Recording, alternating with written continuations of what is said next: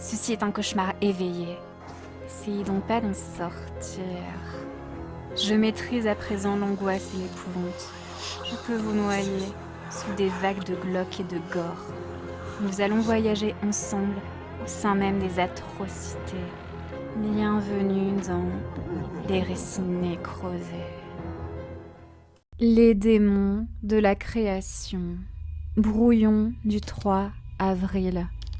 Chers démons et chers monstres, je reprends ma plume de l'horreur et le clavier de la terreur pour nourrir votre peur. Confinons-nous ensemble dans l'antre de l'épouvante. Un blog est comme un journal intime à cœur ouvert, une opération chirurgicale à ciel découvert de la pudeur. Hier, j'ai promis dans un long message mon grand retour. Je me suis emballée car j'ai assuré que j'allais vous divertir avec au minimum 2 articles de blog par semaine. Je ne sais pas ce qui m'était passé par la tête, car honnêtement, je ne suis pas l'écrivaine la plus prolixe de la toile, et ma tendance au perfectionnisme dans l'art me pousse à relire chaque phrase et placer la virgule à sa place la plus appropriée pour assurer la plus inquiétante des sonorités. Je croise les doigts pour conserver mon ambition, car cas échéant, cet article de blog se perdra dans les abysses d'Internet.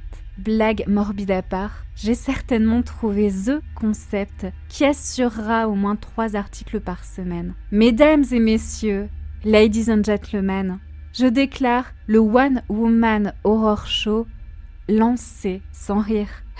La plupart du temps, je pense tellement avoir touché du doigt l'idée du siècle si unique en son genre que je la mets en application. Et bien souvent, les conséquences sont aux antipodes de ce que j'imaginais.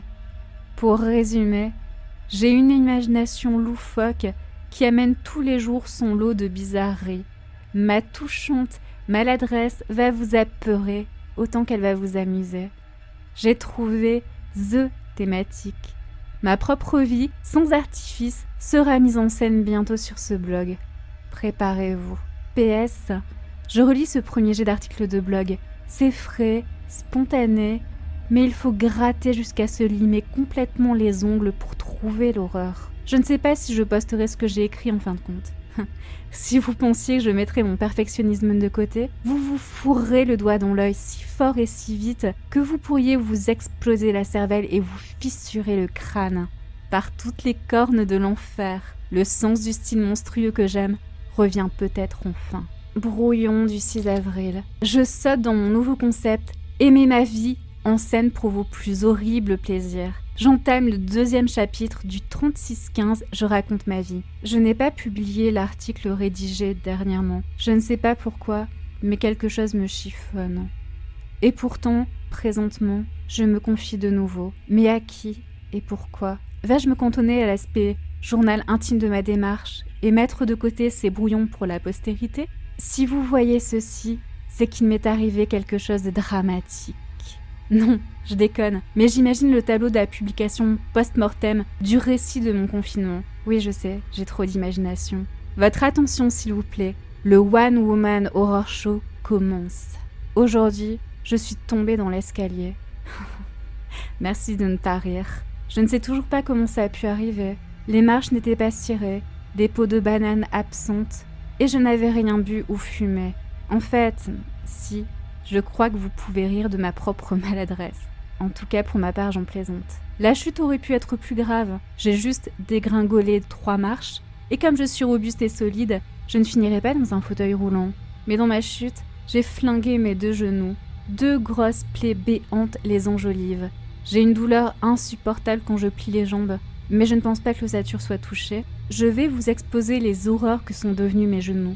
Qu'en pensez-vous ? Dans mon malheur, j'ai aussi explosé ma tablette.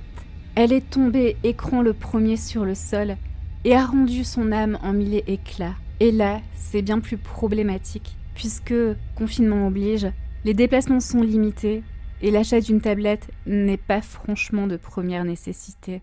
Une tablette, peu importe l'usage qu'on en fait, est juste du matériel, mais c'était mon outil principal de lecture et d'écriture.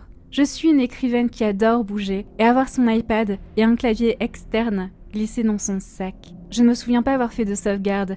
Et ô rage, ô désespoir, j'ai dû perdre pas mal de textes. À chaque problème, une solution. C'est ce que je me dis toujours. On ne maîtrise pas les ennuis et le malheur qui glisse entre vos doigts et se répand partout où il le souhaite, telle une fumée anxiogène et irrespirable. Ma rémission, mon sauveur, n'est rien d'autre qu'un vieil ordinateur d'où je vous narre ma mésaventure. Avec un bon reset de la bête, le PC est fonctionnel. Il va même plutôt vite en réalité. J'ai collé un morceau de scotch opaque, de ceux qu'on utilise pour les déménagements.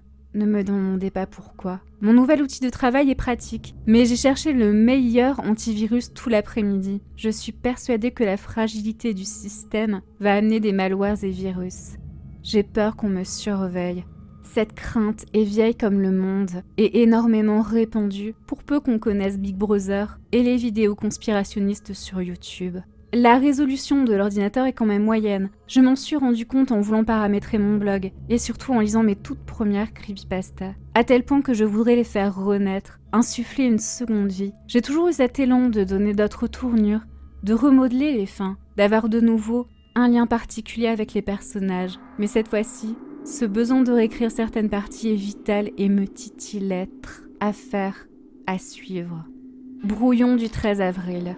Il est très tôt le matin. Je ne suis pas forcément matinale et disons que là, l'histoire n'est pas de se demander si je me suis levée aux aurores ou pas, car j'ai fait nuit blanche. Cela ne m'était jamais arrivé. Je pensais que l'écrivain qui restait éveillé pour conter ses romans était un mythe.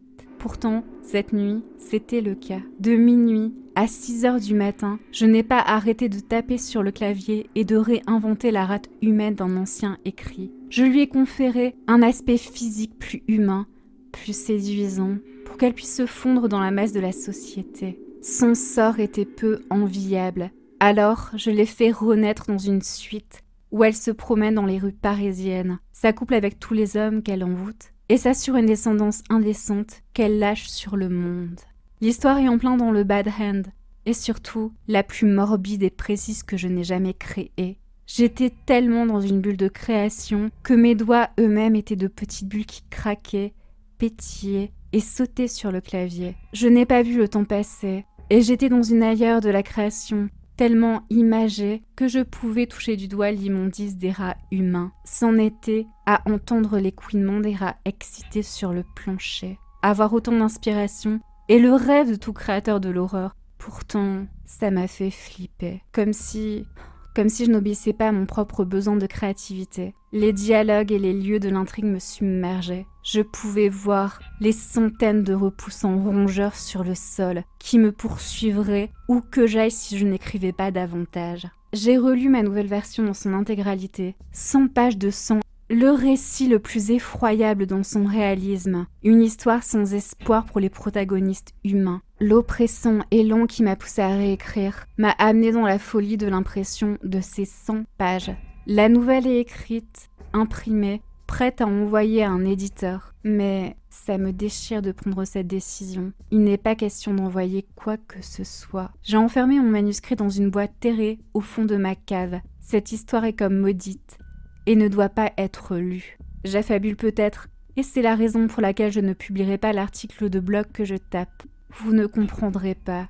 Moi-même, j'ai du mal à suivre. Une part de moi est dans une transcendance inouïe quand j'écris, mieux que le meilleur tri d'un drogué.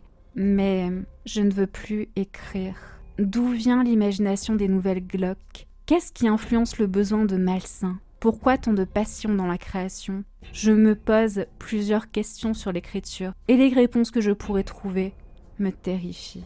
Brouillon du 20 avril. Cher journal, j'ai survolé ce que je t'ai confié hier pour m'assurer de la tangibilité de ce qui est arrivé. Je voudrais que le besoin impérial de reprendre en main mon blog et l'article que j'ai tapé hier ne soit qu'une blague.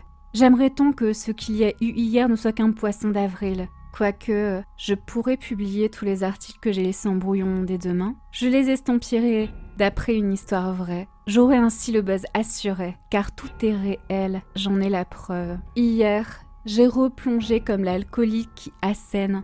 Demain, j'arrête. Et qui descend une bouteille entière le lendemain. Une bonne partie de la nuit, j'ai de nouveau écrit une creepypasta. Je n'ai pas essayé de lutter contre mon urgence vitale. J'ai de nouveau inventé, machinalement, une nouvelle. Et ensuite, je suis allée me coucher pour récupérer pendant quelques heures. Ensuite, je n'ai pas dormi. J'ai voulu tout attribuer à un cauchemar trop réaliste car je suis la seule à avoir entendu et senti des horreurs. Mon copain a dormi du sommeil du juste. Il n'a eu conscience de rien. Il n'y avait pas rien, pourtant. Ce midi encore, j'en suis persuadée. Le calvaire était sonore. J'ai entendu des cris rauques et puissants hurler à mes oreilles. J'ai cru ouïr la porte de la chambre s'ouvrir, se refermer, les meubles bougeaient. Le cauchemar était aussi sensoriel. Le lit s'enfonçait sous mon poids et sous celui d'une chose qui appuyait sur mon corps pour le rendre captif. La créature qui me clouait au lit pressait ma cage thoracique si fort que j'ai eu l'impression qu'elle me broyait les côtes. Ce que je décris ressemble à la paralysie du sommeil. La sensation d'être immobilisé et de voir une chimère infernale est créée de toutes pièces par le cerveau. Je ne vais pas vous faire un cours médical. Après tout, nous trouvons toutes sortes d'informations grâce à des recherches et surtout, l'horreur devait être réelle. Je m'en suis rendu compte sous la douche. J'ai des ecchymoses sur le haut du corps et des stigmates. Des griffures couvrent ma cage thoracique et des taches bleues sont disséminées sur la poitrine et le dos. Une paralysie du sommeil ne peut pas laisser de telles traces. L'étrange envahit le réel. Je ne suis plus à un élément surréaliste près, alors, histoire d'être certaine que le confinement ne me fait pas perdre pied avec la réalité, je vais tout filmer. Je sais que ce que je vais faire paraît dingue, à l'image du reste, mais comprenez-moi bien, j'ai besoin de preuves. Paranormal Activity tremble. Brouillon du 27 avril.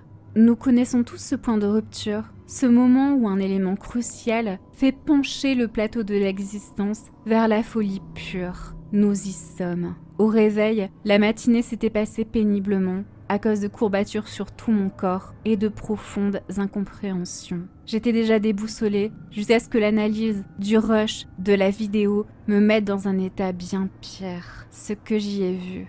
C'est impossible que ça ait eu lieu. Je ne me souviens de rien. Pourtant, c'est bien moi sur la vidéo, et ce que j'y fais dépasse l'entendement. Il faut que je contacte de toute urgence un professionnel de l'irrationnel. Je dois montrer cette vidéo. Je ne peux pas faire autrement. J'ai d'ailleurs déjà repéré les forums paranormaux. J'ai posté ma vidéo, ça y est. J'ai dû couper un passage par pudeur. Si ce n'est pas moi qui m'étais auto-censuré, le site l'aurait fait lui-même. Je ne sais pas si la vidéo restera en mémoire sur ce site. J'imagine que oui, mais au cas où, je poste la vidéo dans ce brouillon.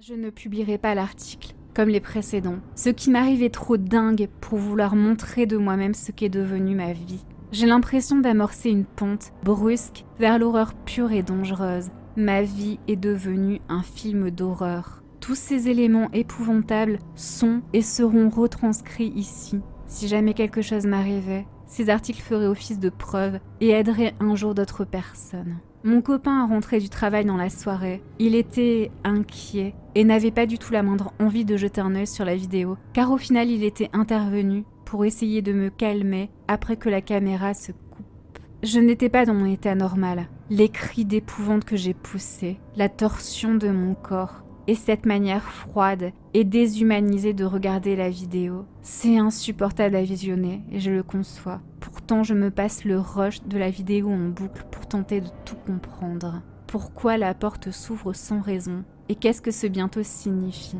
Bon sang, que se passe-t-il? Je pense faire une pause dans les réseaux sociaux, blogs et compagnie. Je vais devoir trouver un palliatif pour occuper mes journées pendant ce confinement, mais peu importe. Dès que quelque chose d'inhabituel advient, je reviens vers vous. Brouillon du 6 mai. Cela fait un moment que je n'ai pas confié mes craintes sur le papier. Il y avait pourtant matière à effrayer. J'ai eu des retours de témoignages sur les forums paranormaux où j'avais posté cette vidéo inquiétante qui me montrait la nuit, hurlant, avec le corps se tordant vers l'arrière. 2 clans se sont formés sur les forums dédiés au paranormal. Une partie y croit et me conseille de déménager, et une autre partie, infime heureusement, me dit que ce qui arrive dans la vidéo ressemble à quelque chose qu'ils ont déjà lu. Mon copain m'a demandé de ne plus écrire en narguant que ça me mettait souvent dans un drôle d'état. Je brave cet interdit. La nuit, je me lève pour écrire. C'est un besoin viscéral de plus en plus pressant. Je pourrais très bien être solidement attachée au lit. Je tenterai de m'en défaire pour rejoindre l'antre de mon bureau. Je ne relis jamais ce que j'écris. Je publie sur le blog tel quel. J'ignore pourquoi, mais une part de moi a une crainte folle de mes récits. De bénédiction, mon don pour l'écriture est devenu malédiction. Ce ne sont pourtant que des personnages imaginaires et des lettres noires sur fond blanc. Je dors toujours aussi mal. J'ai des raideurs musculaires, douleurs aux jambes et quelques stigmates qui apparaissent sur mon corps la nuit. Depuis ce matin, je souffre, en plus du reste, d'acouphènes et de cliquetis qui pulsent dans mes oreilles. Le tout amène une gêne auditive.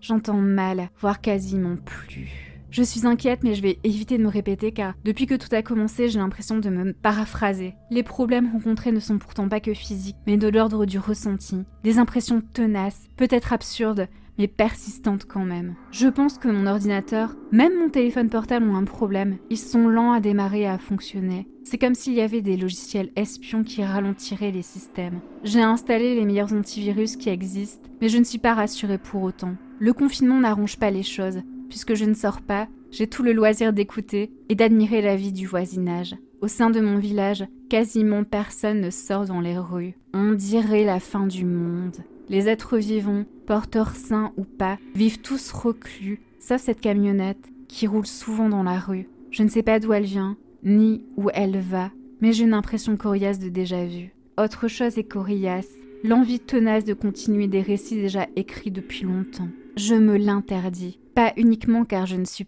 pas au meilleur de ma forme, mais aussi pour la raison que je trouve ça trop étrange et inquiétant. Brouillon du 9 mai.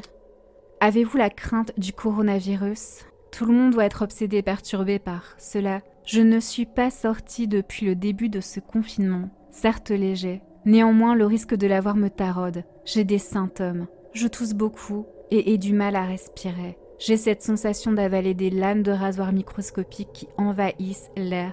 À chaque respiration, je sens des brûlures dans ma gorge.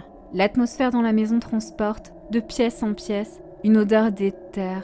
Je suis la seule à sentir cette essence caractéristique de produit médical. J'ai l'illusion d'avoir un destin tout tracé qui m'amènera à l'hôpital et ensuite à la morgue. Certaines personnes appellent cela des crises d'hypocondrie. Mais je sais que c'est autre chose. Je ne parle à personne de ce ressenti car en ce moment je discute peu. J'ai toujours ces souffrances pulsantes dans les oreilles qui provoquent des douleurs jusque dans mes mâchoires. J'écris toujours la nuit en cachette. J'ignore toujours ce que je produis. Mais l'urgence de devoir réécrire la suite de nouvelles horrifiques postées sur le blog il y a des mois m'incite à me pencher plus en détail sur les anciennes créations. La crainte me retient et repousse l'inévitable, mais je ne pourrai pas éterniser les choses bien longtemps.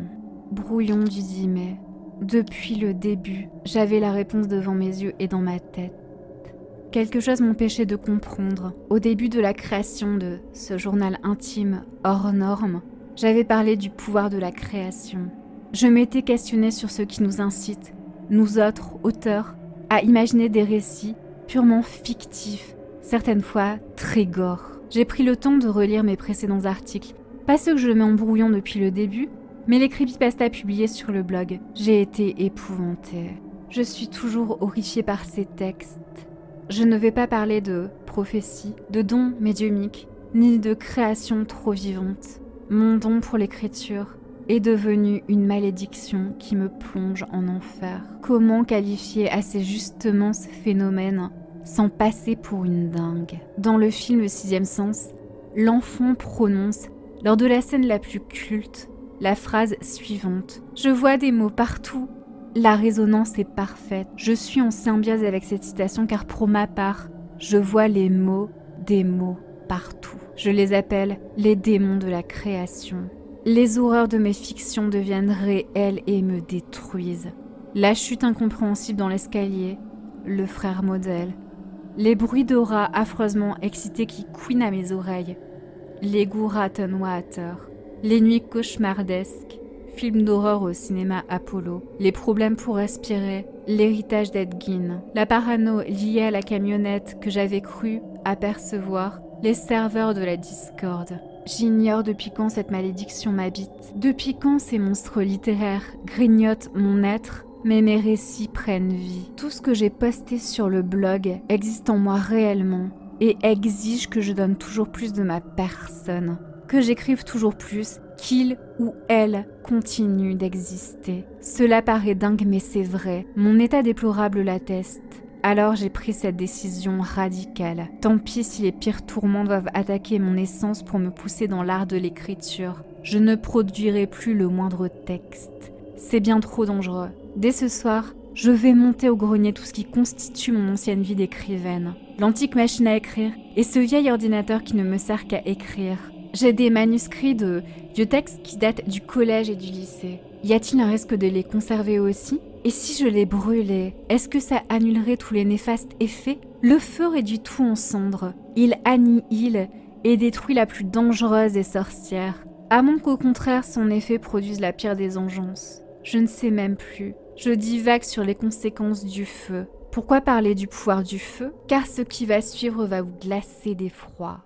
J'ai froid. Et me réchauffer est devenu quasi impossible. J'ai pourtant essayé d'une bien atroce façon. Avant tout, je ne suis pas pyromane. Voilà un fait établi qui rend ce qui s'est passé bien plus obscur encore. J'ai voulu me réchauffer à la flamme d'une bougie. Alors que j'entendais des paroles anciennes et étrangères, mon corps se penchait comme un lugubre automatisme au-dessus de la bougie d'ambiance allumée. Une voix éthérée et des cris accompagnèrent le mouvement de mon visage qui approchait dangereusement de la bougie. Mes cheveux s'enflammèrent alors comme un fétu de paille. Si mon compagnon n'était pas déjà rentré du travail et n'avait pas été alerté par mes hurlements, personne n'aurait réussi à atteindre le début d'incendie et je ne serais plus là pour l'évoquer. Nous sommes tous destinés à une chose précise, soit pour briller soi-même, ou soit pour éclairer la lanterne de la société. Mon avenir apparaît clair. Je tousse de plus en plus, passe des nuits épouvantables et ai des céphalées impressionnantes et ne réussis pas à me réchauffer. Je n'ai pas de solution de baguette magique pour arranger mon état.